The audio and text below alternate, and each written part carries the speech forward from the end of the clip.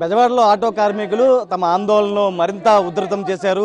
మహిళల ఉచిత బస్సుకు వ్యతిరేకం కాదంటూనే ఎన్నికల్లో తమకు ఇచ్చినటువంటి హామీలను అమలు చేయాలని డిమాండ్ చేస్తూ కూడా నిరసనలు హోరెత్తిస్తున్నారు. ప్రస్తుతం మనం విజువల్స్లో చూడొచ్చు.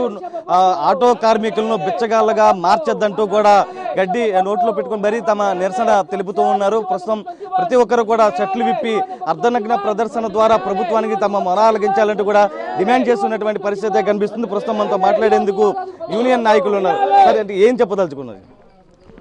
నా పేరు డి శ్రీనివాసరావు, ప్రగతిశీల ఆటో కార్మిక సంఘం ఐఎఫ్టీ నగర అధ్యక్షుడిని. ఎన్నికల ముందు ఆటో మోటార్ కార్మికులు ఎదుర్కొన్నటువంటి సమస్యల మీద నారా లోకేష్ని కలిసి మేము రాతపూర్వకంగా రిప్రజెంట్ ఇచ్చాం. దాదాపు గంట సేపు మాతో చర్చించారు.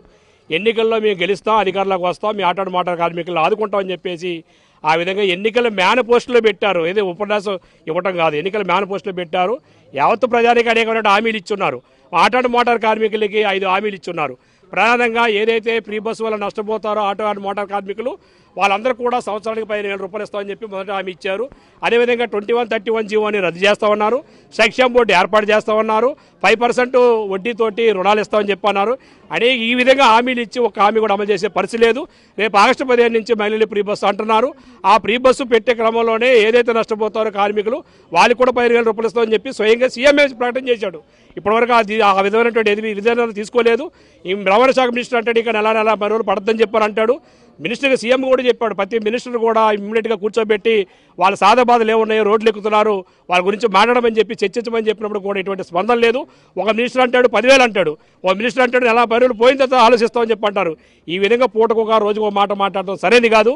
హామీలు ఇచ్చిన అమలు ఏదైతే ఉన్నాయో అమలు చేసేంత వరకు కూడా ప్రగతిశీల ఆటో కార్మిక సంఘం ఐఎఫ్టీ దీర్ఘకాల పోరాటం చేస్తుంది. యావత్తు ప్రజలు కూడా కొడుతుంది. రాష్ట్ర ఉద్యమం చేపట్టి ప్రభుత్వం మెడలు ఉంచే పద్ధతిలో మాకు ఇచ్చిన అమలు చేసేంత వరకు కూడా ఎంత పోరాటకైనా కానీ బలిదానాలకైనా కానీ సిద్ధంగా ఉంటామని చెప్పి ఐఎఫ్టీ ద్వారా ఈ రోజున మీడియా ద్వారా ప్రభుత్వాన్ని హెచ్చరించుకున్నాం. అంటే ఇప్పటిదాకా మీతో ఎవరైనా మాట్లాడడం జరిగింది, ఏమైనా హామీ ఇవ్వడం జరిగింది? ఎన్నికలు అయిపోయిన తర్వాత ఎవరు మాట్లాడలేదండి. ఎన్నికల ముందు చాలా మాట్లాడారు, మాతో సంప్రదించారు, మా నుంచి అభిప్రాయాలు తీసుకున్నారు. అభిప్రాయాలు తీసుకుని మీకు అన్ని రకాల హామీలు చేస్తూ ఉన్నారు. ఆ రకంగా వాళ్ళు ఎన్నికల మేనిఫెస్టోలు పెట్టారు. ఇవాళ మేనిఫెస్టోలు పెట్టిన ఆ విషయాన్ని ఏమి అమలు చేస్తారో లేదు ఎవరి విషయం కానీ మా వరకు అమలు చేయట్లేదు.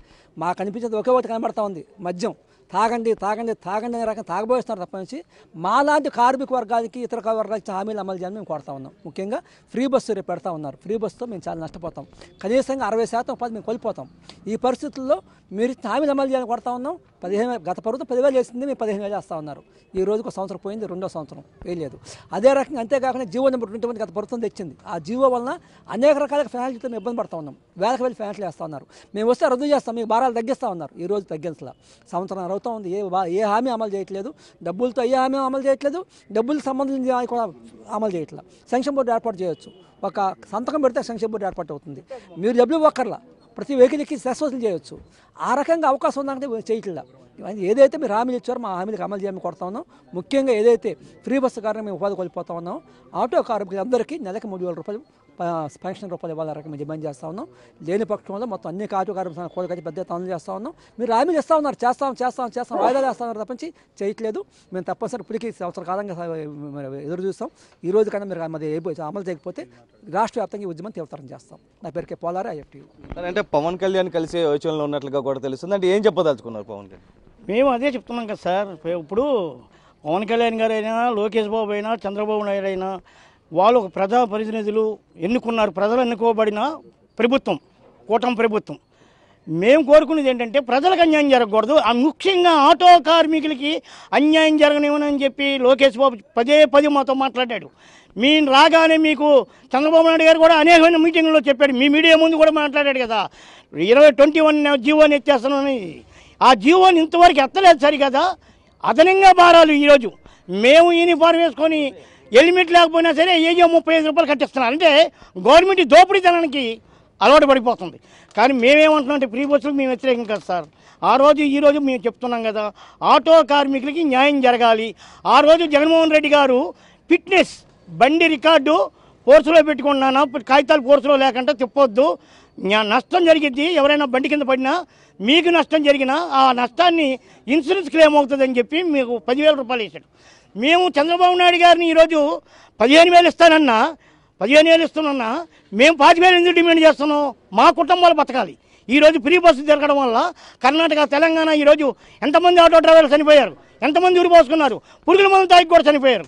కనీసం ఈరోజు మీ ప్రభుత్వం అయినా కళ్ళు తెరవండి, మమ్మల్ని సావకుండా చూడండి, మా బ్రతుకులను కాపాడండి అని చెప్పి పదే పదే చెప్తున్నాం. కానీ ఇప్పటికైనా మీరు మా గురించి మాట్లాడే ముందు ఈ ఆటో వాళ్ళని ఎలా బతికించాలనేది కూడా మీరు కనీసం ఆలోచించండి. మొన్న కేబినెట్ సమావేశంలో కూడా కనీసం ఆటో రంగం మీద ఏంటి అనేది కూడా చర్చించరా. కానీ ప్రకటనలు ఇస్తున్నారు. కొల్లి రవీంద్ర గారు ఏమో 10,000 అంటారు, చంద్రబాబు గారు ఏమో 15,000 అంటారు. నిన్నగాక మొన్న ఈ రవాణా మినిస్టర్ గారు ఆయన్ని కలిసాం ఎన్నోసార్లు, అయ్యా మమ్మల్ని ఏదో చేస్తాను, బాబు గారితో మాట్లాడుతున్నాం, మీరేం కంగారు పడద్దు. ఒక జిల్లా వాళ్ళు కాదు కదా, స్టేట్ వేడిగా ఆయన్ని కలవడానికి వస్తారు. కనుక ఏది ఇప్పుడు వరకు 15 లోపు కలుస్తా ఉన్నారు, ఏమైనా సమాచారం ఇచ్చారా? ఏం లేదండి. మేము అనేకమైన మేలు పెట్టాం, మా నాయకులు పెద్ద నాయకులు కూడా మేలు పెట్టారు లోకేష్ బాబుకి. ఖాళీ లేదని చెప్పుకొచ్చారు. ఇప్పటికీ ఖాళీ లేకపోవడం ఏంటండి? ఏ రోజు మీరు ఎక్కడికి వెళ్ళడం మానేస్తున్నారు? మీరు చెప్పండి. ప్రజల సమస్యల మీద మీరు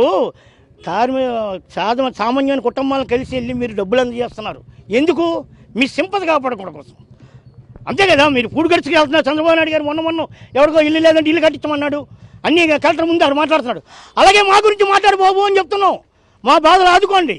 5,000 రూపాయల సంవత్సరానికి ఇవ్వగలిగితేనే ఆటో కుటుంబాలు బాగుపడతాయి. అంటే బాగుపడవు. మీ 5,000 రూపాయలతో మా పిల్లలు చదువుకొని ఉద్ధరించేది ఏం లేదు.